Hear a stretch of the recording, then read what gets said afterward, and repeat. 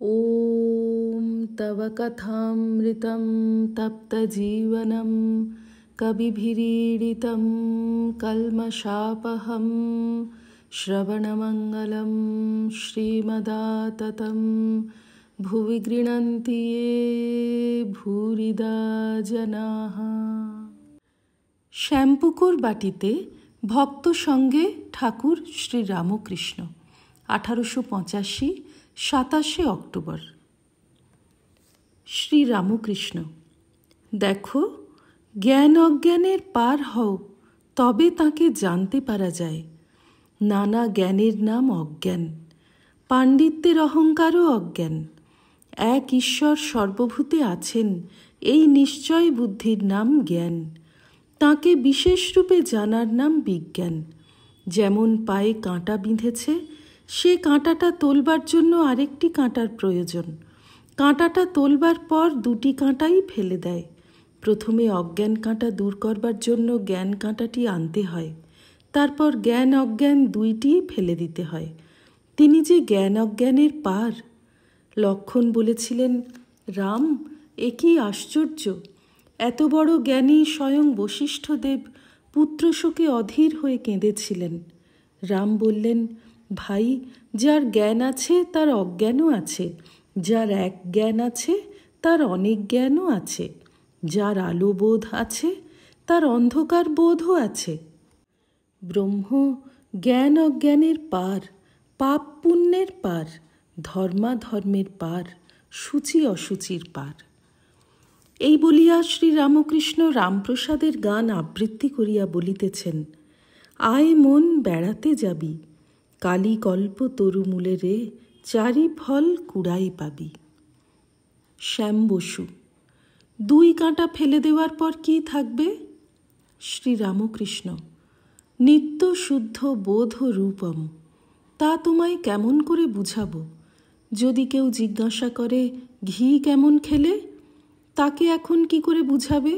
হদ্দ বলতে পারো, কেমন ঘি না যেমন ঘি। একটি মেয়েকে তার একটি সঙ্গী জিজ্ঞাসা করেছিল, তোর স্বামী এসেছে, আচ্ছা ভাই, স্বামী এলে কিরূপ আনন্দ হয়? মেয়েটি বললে, ভাই, তোর স্বামী হলে তুই জানবি, এখন তোরে কেমন করে বুঝাবো? পুরাণে আছে, ভগবতী যখন হিমালয়ের ঘরে জন্মালেন, তখন তাকে মা নানা রূপে দর্শন দিলেন। গিরিরাজ সব রূপ দর্শন করে শেষে ভগবতীকে বললেন, মা, বেদে যে ব্রহ্মের কথা আছে, এইবার আমার যেন ব্রহ্ম দর্শন হয়। তখন ভগবতী বললেন, বাবা, ব্রহ্ম দর্শন যদি করতে চাও তবে সাধু সঙ্গ করো। ব্রহ্ম কি জিনিস মুখে বলা যায় না। একজন বলেছিল, সব উচ্ছিষ্ট হয়েছে, কেবল ব্রহ্ম উচ্ছিষ্ট হন নাই।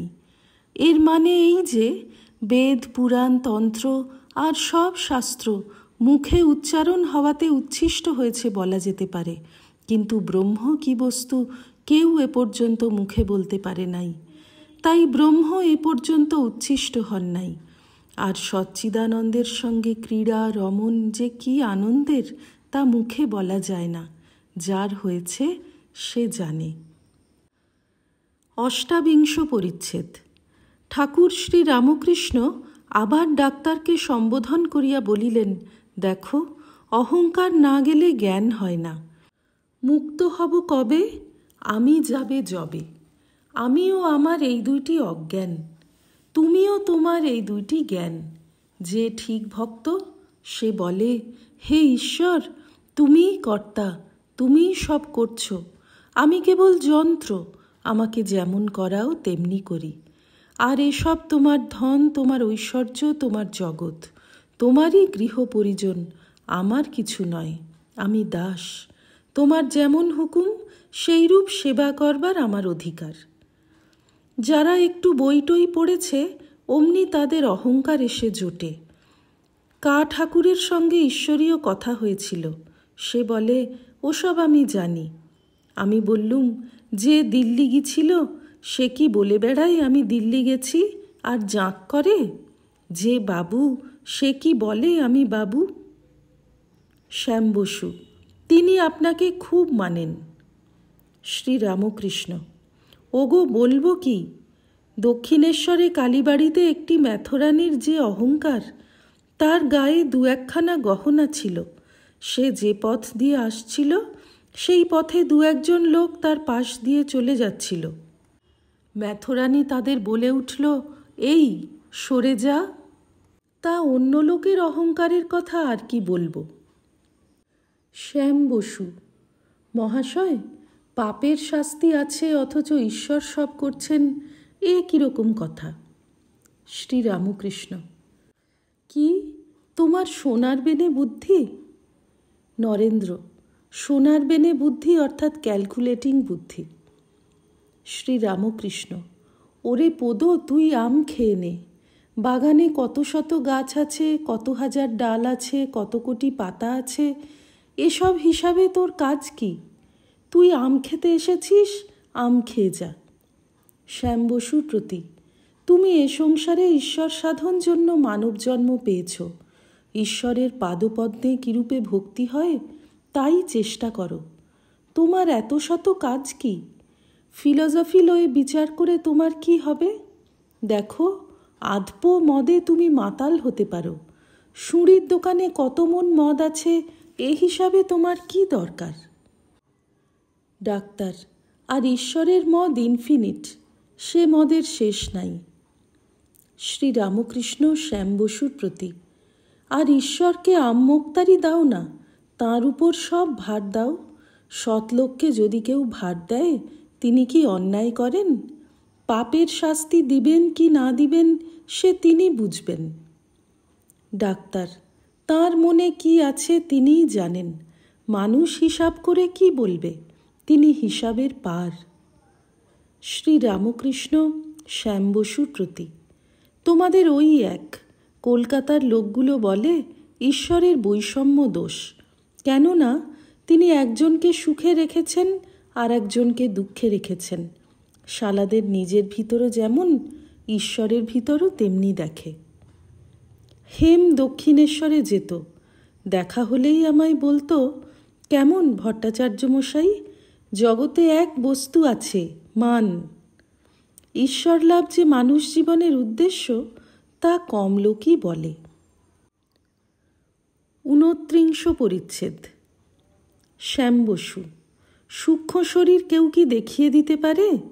কেউ কি দেখাতে পারে যে সেই শরীর বাহিরে চলে যায়? শ্রীরামকৃষ্ণ: যারা ঠিক ভক্ত তাদের দায় পড়েছে তোমায় দেখাতে। কোন শালা মানবে আর না মানবে তাদের দায় কি? একটা বড় লোক হাতে থাকবে, এসব ইচ্ছা তাদের থাকে না। শ্যাম বসু: আচ্ছা, স্থূল দেহ সূক্ষ্ম দেহ এসব প্রভেদ কি? শ্রীরামকৃষ্ণ: পঞ্চভূত লয়ে যে দেহ সেইটি স্থূল দেহ। মন, বুদ্ধি, অহংকার আর চিত্ত এই লয়ে সূক্ষ্ম শরীর। যে শরীরে ভগবানের আনন্দ লাভ হয় আর সম্ভোগ হয় সেইটি কারণ শরীর। তন্ত্রে বলে ভাগবতী তনু। সকলের অতীত মহাকারণ, মুখে বলা যায় না। কেবল শুনলে কি হবে? কিছু করো। সিদ্ধি সিদ্ধি মুখে বললে কি হবে? তাতে কি নেশা হয়? সিদ্ধি বেটে গায়ে মাখলেও নেশা হয় না, কিছু খেতে হয়। কোনটা 41 নম্বরের সুতা, কোনটা 40 নম্বরের? সুতার ব্যবসা না করলে এসব কি বলা যায়? যাদের সুতার ব্যবসা আছে তাদের পক্ষে অমুক নম্বরের সুতা দেওয়া কিছু শক্ত নয়।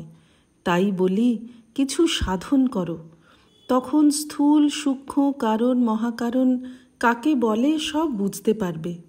যখন ঈশ্বরের কাছে প্রার্থনা করবে, তাঁর পাদপদ্মে একমাত্র ভক্তি প্রার্থনা করবে। অহল্যার শাপমোচনের পর শ্রীরামচন্দ্র তাকে বললেন, তুমি আমার কাছে বর লও। অহল্যা বললেন, রাম, যদি বর দিবে তবে এই বর দাও। আমার যদি সুকর্জনীতেও জন্ম হয় তাতেও ক্ষতি নাই, কিন্তু হে রাম, যেন তোমার পাদপদ্মে আমার মন থাকে। ওম নিরঞ্জনম নিত্যমনন্তরূপং ভক্তানুকম্পাধৃতবিগ্রহং বৈ ঈশাবতারং পরমেশমিড্যং तं रामकृष्णं शिरसा नमामः।